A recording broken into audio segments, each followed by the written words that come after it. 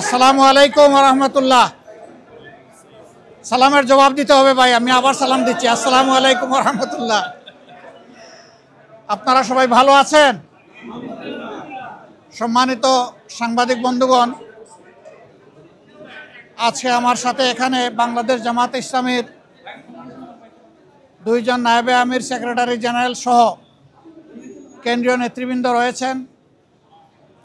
আপনারা হয়তো জানেন, গত মাসের 19 তারিখ আমি উমরার উদ্দেশ্যে দেশ থেকে বের হয়েছিলাম। 3 দিনে উমরা সম্পন্ন করার পরে 22 তারিখ সকাল 9টায় আমেরিকার JFK এয়ারপোর্টে আল্লাহর মেহেরবানিতে আমি পৌঁছি এবং সেখানে 8 দিন আমি বিভিন্ন স্তরে সরকারি, বেসরকারি, গুরুত্বপূর্ণ সংস্থা এবং ব্যক্তিদের সাথে বৈঠকে মিলিত হই। তার পাশাপাশি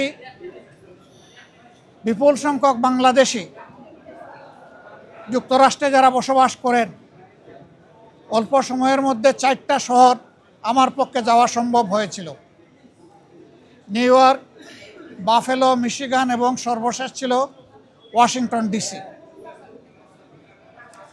আমরা বাংলাদেশি প্রবাসী যারা আছেন তাদের সাথেও সেখানে মিলিত হওয়ার সুযোগ পেয়েছি, তাদের কথাগুলোও শোনার সুযোগ হয়েছে এবং বিভিন্ন ব্যাপারে আমরাও তাদেরকে আশ্বস্ত করে এসেছি। বিশেষ করে আমরা গুরুত্বপূর্ণ 2টি কথা, 2টি মেসেজ তাদেরকে দিয়েছি। একটা মেসেজ হচ্ছে, বাংলাদেশ আমাদের সকলের দীর্ঘদিনের বঞ্চনা এবং নিষ্পেষণের পর, ফ্যাসিবাদী শাসনের পর বাংলাদেশ মুক্ত হয়েছে। মুক্তির এই সংগ্রামে দেশবাসীর সাথে প্রবাসী যারা ছিলেন তারা সমানতালে লড়াই করেছেন। তাদের অবদানও বিশেষভাবে উল্লেখযোগ্য। তাদের সেই অবদানের জন্য তাদেরকে আমরা ধন্যবাদ এবং কৃতজ্ঞতা জানিয়েছি। আর আমরা বলেছি, প্রবাসীদের সবচেয়ে বড় অধিকার ভোটের অধিকারটা ছিল না। এবার এ দাবি সবার আগে আমরাই তুলেছিলাম এবং আমরা এই দাবি ছেড়ে দেইনি। আমরা এই দাবি নিয়ে প্রধান উপদেষ্টা, নির্বাচন কমিশন সহ গুরুত্বপূর্ণ সকল জায়গায় প্রবাসীদের হয়ে কথা বলেছি। আমরা সরকার এবং নির্বাচন কমিশনকে ধন্যবাদ জানাই। এই প্রথমবারের মতো ব্যাপক ভিত্তিক বিদেশিদেরকে ভোটার তালিকায় যারা প্রবাসী আমাদের, তাদেরকে সম্পৃক্ত করার তারা উদ্যোগ নিয়েছেন। কিন্তু সেখানে কিছু সমস্যা রয়ে গিয়েছে। অক্টোবরের 30 তারিখ পর্যন্ত সময় বেঁধে দেওয়া হয়েছিল।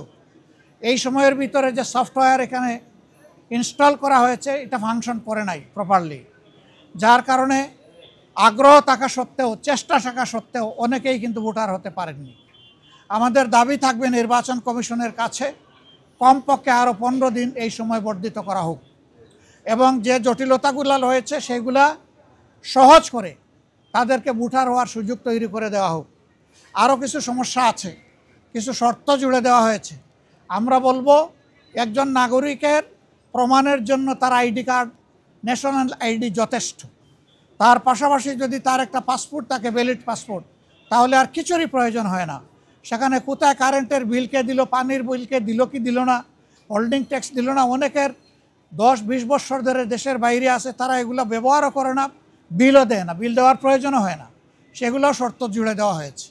আমরা এগুলাকে সহজ করার জন্য আহ্বান জানাবো। এর পাশাপাশি আরেকটা মেসেজ আমরা তাদেরকে দিয়েছি, তাদের দায়িত্ব শুধু দেশকে দেওয়া নয়, দেশের দায়িত্ব তাদেরকে সম্মান দেওয়া এবং মিলেমিশে দেশে, প্রবাসে, নিবাসে যারা আছেন, আমরা সবাই মিলে সবগুলো হাত একত্রিত করে, সবগুলা মেধাকে এক কেন্দ্রে এনে আমরা আমাদের দেশকে নিয়ে ইনশাআল্লাহ আগামীতে সামনে আগাতে চাই। এই জন্য আমরা বলেছি, জাতীয় সংসদ সহ সরকার পরিচালনা এবং দেশ গঠনের সর্বক্ষেত্রে প্রপোর্শনেট হারেই প্রবাসীরা ইনশাআল্লাহ তারা সেখানে অংশগ্রহণ করবেন। তাদের সেই জায়গাটা নিশ্চিত করা হবে ইনশাআল্লাহ। এটা হয়তো সময় লাগবে, এটা আজকেই বললে আজকেই হবে না, কিন্তু এটি আমাদের স্বপ্ন। স্বপ্ন বুনলে একদিন আল্লাহ তাআলা বাস্তবায়ন করবেন ইনশাআল্লাহ। আমরা সেই স্বপ্নের দিকে আগাবো আল্লাহ চাই। সম্মানিত সাংবাদিক বন্ধুগণ, এরপরে সর্বশেষ আমি তুরস্কে এসেছিলাম, যুক্তরাজ্য এবং তুরস্ক। সেই তুরস্ক থেকে আজকে এখানে আসলাম। সেখানেও সরকারি, বেসরকারি বিভিন্ন পর্যায়ে আমার অত্যন্ত গুরুত্বপূর্ণ মিটিং হয়েছে। আর বাংলাদেশি ডায়াসপোরা আছে যারা, তাদের সাথেও আমার বসা হয়েছে, তাদের কথাও শোনার সুযোগ হয়েছে। আমি আসলে নিজের কোনো প্রয়োজনে দেশ থেকে বের হইনি। আমি বের হয়েছিলাম দেশ এবং জনগণের প্রয়োজনে। যেখানে গিয়েছি জনগণের স্বার্থকে, দেশের স্বার্থকে সামনে রেখেই কথা বলার চেষ্টা করেছি, এবং যেখানে গিয়েছি একটা কথা বলার চেষ্টা করেছি যে দুনিয়ার সকলের সাথেই আমরা সম্মানজনক সম্পর্ক চাই। এই সম্পর্কটা হবে মিউচুয়াল রেসপেক্ট এবং ইকুইটির ভিত্তিতে। আলহামদুলিল্লাহ, আমরা যত জায়গায় গিয়েছি তাদের অ্যাপ্রিসিয়েশন আমরা পেয়েছি। তারাও মন খুলে আমাদের সাথে কথা বলেছেন, আমরাও মন খুলে আমাদের সবগুলা বিষয় তাদের সাথে শেয়ার করেছি। আল্লাহ তাআলার কাছে দোয়া করি এই সফরে যে সমস্ত পদক্ষেপ নেওয়া হয়েছে অথবা আলাপ আলোচনা হয়েছে সেগুলা যেন দেশ এবং জাতির কল্যাণে নিয়োজিত হয়। কোনো ব্যক্তি নয়, গোষ্ঠী নয়, দল নয়, দেশ এবং জাতির জন্য উপকার হয়। আপনারা এত সকালে এখানে কষ্ট করে এসেছেন, আমি সবাইকে ধন্যবাদ জানাবার আগে আরেকবার আপনাদের আন্তরিক সহযোগিতা কামনা করব। আসলে আপনারা জাতির, ব্যক্তিগতভাবে জাতির বিবেক, আর আপনাদের হাউসগুলো দর্পণ। আমরা সমাজের এই দর্পণ এবং জাতির বিবেকের কাছে দেশ গড়ার অভিযাত্রায় জামাতে ইসলামী যে সমস্ত কর্মসূচি ঘোষণা করছে যা দেশ এবং জাতির কল্যাণে, আমরা এই সবগুলোতে আপনাদেরকেও আমাদের সাথে চাই। কারণ আপনারা এই সমাজ থেকে বিচ্ছিন্ন নন, আপনারা শুধু সাংবাদিক নন, আপনারা এই দেশের নাগরিকও বটে। অতএব আমরা যে নাগরিক অধিকারটা নিশ্চিত করে একটা মানবিক বাংলাদেশ গড়তে চাই, বৈষম্যহীন বাংলাদেশ গড়তে চাই, এই ক্ষেত্রে আপনাদের ভূমিকা হবে অগ্রগণ্য, সেটা আমরা প্রত্যাশা রাখি। কারণ সাংবাদিকরা যখন জাতির কল্যাণের সিদ্ধান্ত নেন, জাতি তখন কল্যাণের পথ খুঁজে পায়। আল্লাহ রাব্বুল আলামিন আপনাদেরকে জাতির কল্যাণে কবুল করুন। সবাইকে আরেকবার ধন্যবাদ। আসসালামু আলাইকুম ওয়া রাহমাতুল্লাহ। আপনি নতুন করে আমির নির্বাচিত হয়েছেন, আপনার অনুভূতি জানতে চাই। আর গতকালকে বিএনপি তাদের দলীয় মনোনয়ন ঘোষণা করেছে বিভিন্ন সংগঠনে, আপনারা কবে করতে যাচ্ছেন এই দুইটা যদি একটু বলেন। আলহামদুলিল্লাহ, প্রথম প্রশ্ন হলো আমি আমির নির্বাচিত হয়েছি না, আমি আমির নির্বাচিত হইনি। আমার সহকর্মীরা আমার উপর একটা দায়িত্বের ভার অর্পণ করেছে। এই দায়িত্বটা বড় ভারী। আপনারা দোয়া করবেন দেশ এবং দিনের জন্য এই দায়িত্ব পালনে আল্লাহ যেন আমাকে সাহায্য করেন। আর পাশাপাশি আমি আপনাদেরও সহযোগিতা চাই। বিএনপি তারাও চূড়ান্ত তালিকা প্রকাশ করেনি। আমি দেখেছি 237টা আসনে তারা তালিকা প্রকাশ করেছেন, আবার প্রশ্ন উত্তরে বলেছেন এটি চূড়ান্ত নয়, এর মধ্যেও পরিবর্তন আসতে পারে। আমরা কিন্তু 1 বছর আগেই প্রায় এই তালিকা বিভিন্নভাবে আঞ্চলিকভাবে আমরা এটা জানিয়ে দিয়েছি। চূড়ান্ত তালিকাটা সময় মতো আমরা ইনশাল্লাহ কেন্দ্রের পক্ষ থেকে ঘোষণা করব।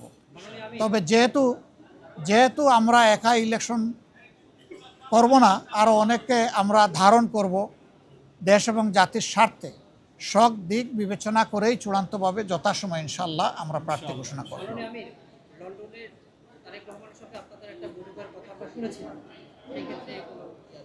আপনারা শুনেছেন, আমি শুনি নাই।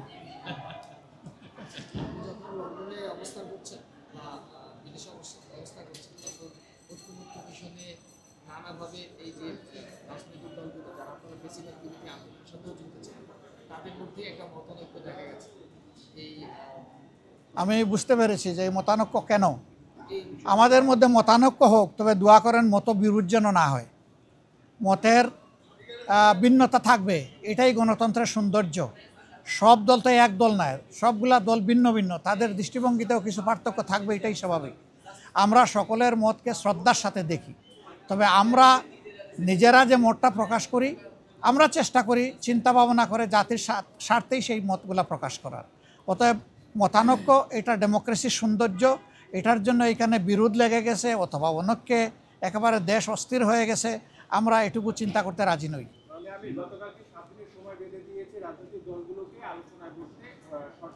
না, ওনারা বেঁধে দেয়নি, আমি এটাও শুনেছি ভালো করে। ওনারা অনুরোধ করেছে যে 1 সপ্তাহ সময়ের ভিতরে রাজনৈতিক দলগুলা বসে যদি একটা কনসেনসাসে পৌঁছতে পারে সরকারের জন্য এটা ভালো।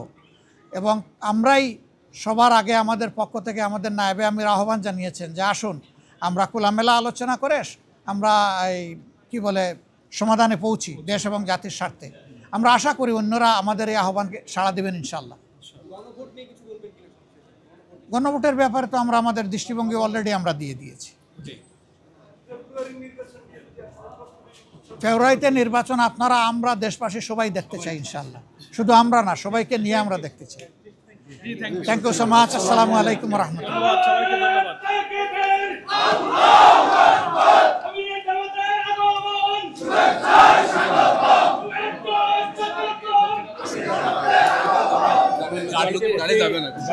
গাড়িতে উঠে